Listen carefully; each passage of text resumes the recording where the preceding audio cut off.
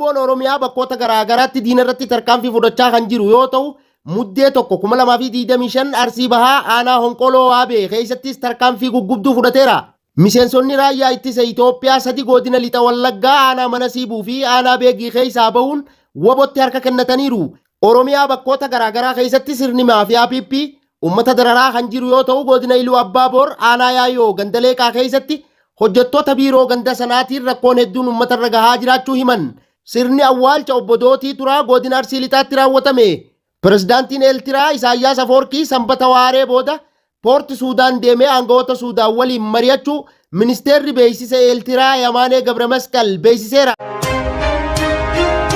Muddee tokko 2025 ashama harka fuune hordoftoota miidiyaa walabummaa Oromiyaa kanneen hangafoota oduutii bal'ina oduutiif hanga dhuma sagantaa keenyaa waliin turan afeerraa kooti.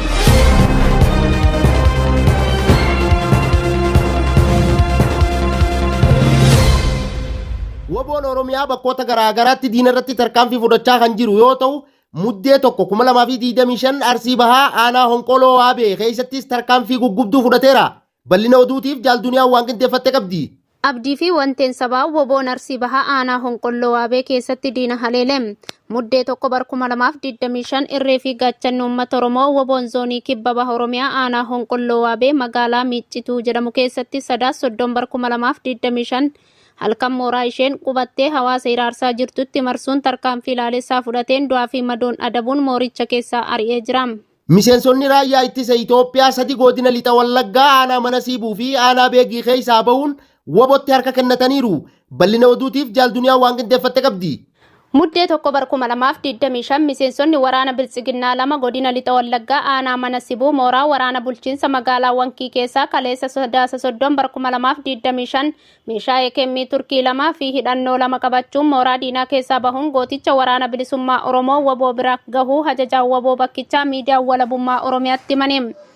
Dabalataanis godinuma lixa Wallaggaa aanaa Beegii mooraa waraana bulchiinsa magaalaa Kobor keessaa miseensonni raayyaa ittisaa tokko sadaas 27 bar 2025 meeshaa eekemmii tokko boombii 2 hidhannoo tokko rasaas 200 qabatee wobootti harka kennachuu ajajaa woboo onichaa miidiyaa walabummaa Oromiyaaf ifoomsee jira. Miseensonni waraana Abiyyi Ahmad sadeenuu simannaa fi kunuunsa woboon taasiseefitti hedduu ajaa'ibsiifachuun hiriyoota isaanii mooraa diinaa keessatti hafaniinis sirna abbaa irree dhiiga qulqulloota dhangalaasuun jiraatu kana keessaa baatanii dirqama Oromummaa keessan akka baataniif meeshaa fi hidhannoo keessan fudhattanii gara wobootti makamuun saba keessaniif qabsaa'aa jechuun dhaamsa isaanii dhaamanii jiru. Morni Biltsiginnaa irra deddeebiin ilmaan Oromoo bakkoota garaagaraatti afaan qawween ukkaamsuun gara dirree waraanatti ergaa turuun lola isaan hin ilaallanne irratti hirmaachisee fichisiisaa kan ture yoo ta'u, ilmaan Oromoo ukkaamfamuun gara dirree lolatti ergaman kunneenis bakkeewwan garaagaraatti wobootti harka kennachaa jiraachuun ni beekama. Akka gabaasa waggaa biiroon Birhaanuu Juulaa dhimma loltoota isaanii ilaallatu baase argisiisutti loltoonni hojii irratti dhabama ta'an kanneen lola keessatti ajjeefaman madaa'an booji'amanii fi ganan kan bara darbee akka lakkoofsa Habashaatti 74 yoo ta'u, baruma san keessa kan leenji'an ammoo 60 qofa ta'uun lakkoofsa waraana duraa jiru irraa hir'ate jechuun wal qorachaa turuu baramee jira. Oromiyaa bakkoota garaagaraa keessatti sirni maafiyaa piippii ummata dararaa kan jiru yoo ta'u, godina Iluu Abbaaboor aanaa Yaayoo Gandaleeqaa keessatti hojjettoota biiroo ganda sanaatiin rakkoon hedduun ummata irra gahaa jiraachuu himan. Bal'ina oduutiif Jaalmagarsaan waan qindeeffate qaba.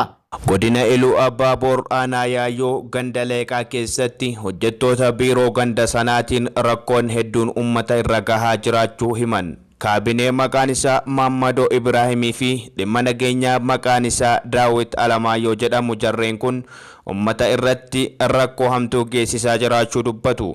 Hojjettoota jiruu ofii jijjiiruuf gara guumaa irraa bosona guddaa faafaatee guyyaa guutuu adeemanii aarsaa guddaa kaffaluudhaan gara godina Iluu Abbaaboor gadi dhufan irratti yakka saamichaa raawwachaa jiru jedhan. Namoota hojii barbaadaaf gara godina Iluu Abbaaboor gadi dhufan bosona keessatti waraana qabsiisuun dirqamaan walitti qabanii gara biiroo Gandaleeqaatti gadi fidanii hidhuun namoota hojiif ijoollee barbaadan qarshii 1,000 haga 5,000 irraa fuuchuun saamicha raawwachaa jiraachuu himan. Ijoollee guumaa irraa hojii barbaadaaf gara godina Iluu Abbaabooritti gadi dhufan akka loowwaniitti walitti qabanii bakka tokkotti qarshiidhaan gurguraa jiraachuu dubbatu. Akkasumas kana qofa osoo hin taane jiraattonni ganda leeqaa rakkoo hamtuu keessa jirra jechuun akka itti oomisha jabaannee galfannu nu dhorkanii jiru jedhan. Kana malees dirqamaan ijoollee Oromoo gara leenjii waraana PP'tti guuraa jiraachuu dubbatu. Dhimma kana qofa osoo hin taane dirqamaan gibira mootummaa jechuun sirni impaayerichaa saamicha nurratti geggeessaa jira jedhu.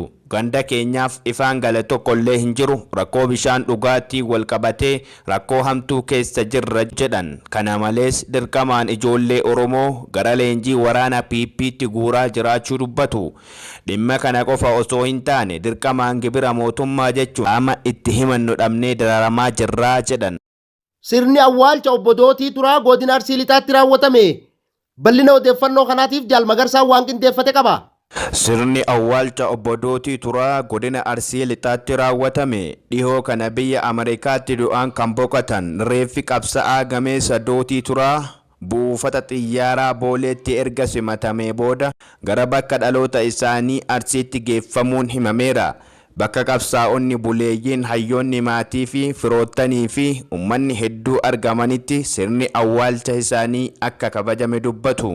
Pirezidaantiin Eertiraa Isaayyaas Afoorkii sanbata waaree booda poorti Suudaan deemee aangawoota Suudaan waliin mari'achuu ministeerri beeksisa Eertiraa Yamaanee Gabremasqal beeksiseera. Bal'ina oduutiif Jaal Magarsaan waan qindeeffate qaba. Pirezidaantiin Eertiraa Isaayyaas Afawarqi sanbata darbe waaree booda poorti Suudaan deemee aangawoota Suudaan waliin mari'achuu ministeerri beeksisa Eertiraa Yamaanee Gabremasqal beeksiseera. Pirezidaanti Isaayyaas hoogganaa mana maree olaanaa Suudaan Jeneraal Abdul Fattah Al-Burhaan waliin akkasumas ministeera muummee biyyattii Kaamil Idrisii fi hooggantoota biroo waliin wal arguun mari'ataniiru.